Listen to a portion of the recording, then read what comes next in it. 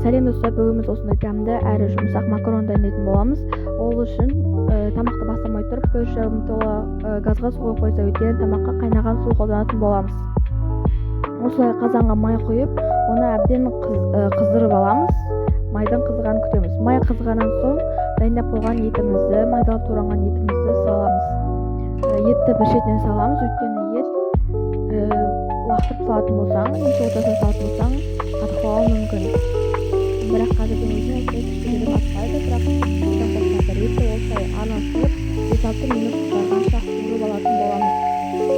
Қақпағын жауып қоямыз.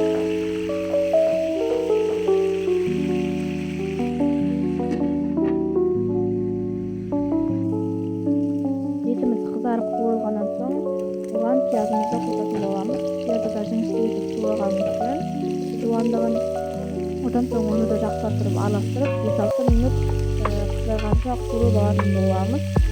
Оның да қақпағын жауып қоямыз қазанның пияздаған кезінде.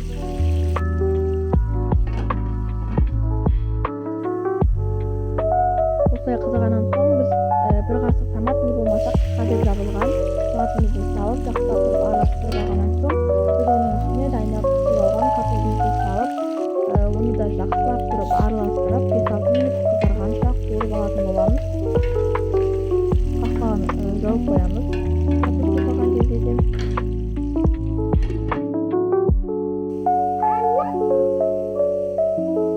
осылай қызарғаннан соң біз бұның үстіне дайын макарондарымызды салуымыз керек.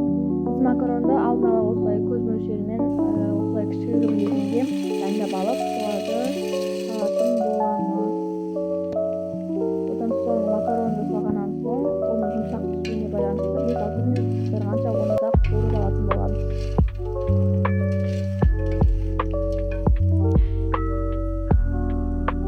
Осылай қызарғаннан соң үстіне қайнап тұрған суымызды макарон басқанша құятын боламыз. Қайнап тұрған су болу керек. Егер қайнамаған су болса, макаронның түстігі түспейді.